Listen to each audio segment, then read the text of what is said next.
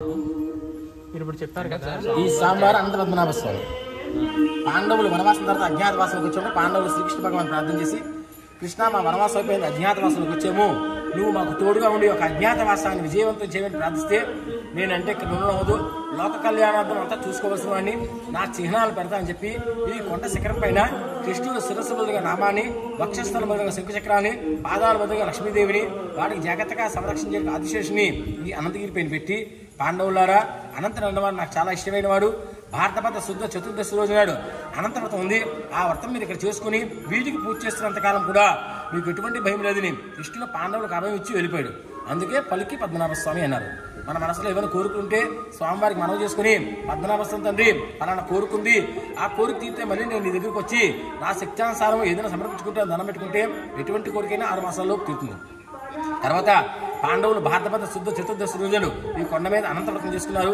ఆ వ్రతం చేసుకున్న కొద్ది రోజులకి అనగా ఆశ్వీజ శుద్ధ దశమి రోజు నాటికి వాళ్ళకి విజయం లభించింది. వాళ్ళు విజయవంతులు, వాళ్ళు కూడా వెళ్ళిపోయారు. తర్వాత ఎండకి ఎండి వానకు తరిసి ఒక పుట్టలాగా తయారైంది. రోజు ఒక నాగస్వర అబ్బాయి కొండకి ఆవులు తోడుకుని వస్తుండేవాడు. మనకి పుట్టను చూస్తే పూజ చేయాలని రోజు ఆవు పాలు తీసి పుట్టలో పోసి వారికి తోచిన విధంగా పూజ చేస్తూ ఉండేవాడు. ఒకసారి విజయనగర మహారాజా ఎవరికాలని పద్మనాభ స్వామి దర్శనమిచ్చి, రాజా నేను అనంతగిరిపైన ఒక పుట్ట రూపంలో ఉన్నాను, రోజు ఒక నాగవంశకుడు వచ్చి పుట్టలో పాలు పోసి పుట్టకు పూజ చేస్తున్నాడు, కాబట్టి పుట్ట ఉన్న చోట ఒక గుడిని నిర్మాణం చేయమని చెప్పి మాయమైపోయారు. మర్నాడు ఉదయాన్ని విజయనగర మహారాజా వారు గుర్రంతో సహా కొండకి చూడగానే అతను చెప్తున్నట్టు ఒక నాగవంశకుడు కొండకు ఆవులు తోలుకొని రావడం, ఈ పుట్టలో పాలు పోసి పుట్టకు పూజ చేయని చూసి అతని భక్తికి మెచ్చి కొండ వెనుక భాగంలో అర్చుకుని పాలన ఒక పాలాన్ని కుర్రవాడికి బహుమానంగా ఇచ్చి పుట్టు ఉన్న చోట గుడి కట్టించి మెట్లు గడ్డ పెట్టించారు. ప్రతిరోజు వచ్చి మేము నీళ్ళతో అభిషేకం చేస్తుంటే ఆ పుట్ట మీద ఉన్న మట్టి అంతా కరిగి శాలిగ్రామ శిల వచ్చింది. ఆ శిల మీద నామము, శిరస్సు, శంకు చక్రం, వక్షస్థలం, కిందన పాదాల ఉన్న లక్ష్మీదేవి ఈ స్వయంభూగా వెలిసారు స్వామి అనంతపద్మనాభ స్వామి. ఈ గుడి ఎప్పుడు వెళ్తారు స్వామి? ఈ దేవాలయం నిర్మాణం చేసి 650 సంవత్సరాలు విజయనగర సామ్రాజ్యం ఏర్పడిన తర్వాత విజయనగర మహారాజు కళ్యాణ్ పద్మనాభ స్వామి కర్మ చెప్తే విజయనగర మహారాజు వచ్చి చూసి ఈ యొక్క దేవాలయం నిర్మాణం చేశారు. ఇది ఎండోమెంట్ డిపార్ట్మెంట్లో ఉంది, దేవాదాయ ధర్మాదాయ శాఖలో ఉన్నది. మొన్నటి వరకు సింహాచలం ఉండేది, ఇప్పుడు దేవాదాయ ధర్మాదాయ శాఖలో కలిసిపోయింది. మరి ఇప్పుడు ఫండ్స్ అవన్నీ మీకు అక్కడ నుండి వస్తాయి? ఎక్కడి నుండి మాకు ఫండ్స్ రావు. మా దేవస్థానం వచ్చిన ఆదాయం టికెట్ల వల్ల, డొనేషన్స్ వల్ల, అదేవిధంగా డోనర్స్ ఎవరైనా డొనేషన్స్ ఇస్తున్నారు, వాటితో ఈ యొక్క దేవాలయ నిర్మాణం జరుగుతుంది. ఈ గుడి ఏ రోజు ప్రతిష్ఠ జరుగుతుంది? ఈ స్వామివారు భారతపద శుద్ధ చతుర్దశి, వినాయక చవితి 10 రోజులు పద్మనాభ జయంతి ఉత్సవం, కార్తీక బహుళ అమావాస్య, కార్తీక మాసం లాస్ట్ రోజు నాడు రాత్రి గల అమావాస్య ఏ రోజు అయితే ఆ రోజు సహస్ర దీపాలంకరణ ఉత్సవం, మొత్తం 1278 మెట్లకి దీపాలంకరణ ఉత్సవం. 3 పాల్గొన శుద్ధ ఏకాదశి లాగైతే బహుళ పాద్యం వరకు కింద కుంతిమాధవ దేవాలయంలో ఉత్సవమూర్తులు ఉంటాయి, అక్కడ స్వామివారి కళ్యాణ ఉత్సవాలు జరుగుతుంటాయి.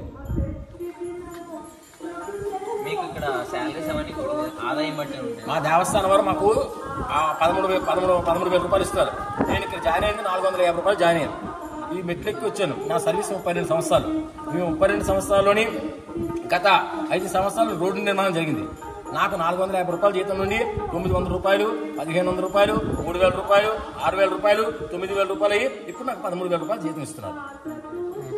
అంటే మేము వంశపారంపర్యంగా ఇక్కడ చేస్తున్నాం. వంశపారంపర్యంగా ఇక్కడ రాదు. అప్పట్లో మెట్లెక్కి వచ్చేవాళ్ళు కాబట్టి మెట్లు వచ్చి పూజా కార్యక్రమం చేయడానికి ఓపుకున్న వాళ్ళు మాత్రమే ఈ దేవాలయం పనిచేసేవారు. ఎప్పుడు మేము మెట్లు ఎక్కలేకపోవడం అప్పుడు బయటికి వెళ్ళిపోవడం, ఇంకో చికిత్సం వచ్చేవారు. అంటే ఈ గుడి కొండ రోడ్ డెవలప్మెంట్ అని గవర్నమెంట్ అండర్లో చేశారు. గంటా శ్రీనివాసరావు గారు రోడ్డు నిర్మాణం చేశారు. అదేవిధంగా శిఖర నిర్మాణంకి సింహాచల దేవస్థానం వారు సహాయ సహకారాలతో శిఖర నిర్మాణం ఇక్కడ జరిగింది. ఇక్కడ రాంబాబు గారు ఉన్నారు, ఎంపీపీ గారు, ఆయన సహాయంతో శాండ్ ప్లాస్టింగ్, గచ్చులు మరియు లైటింగ్ ఏర్పాటు గారు చేశారు. Okay, thank you.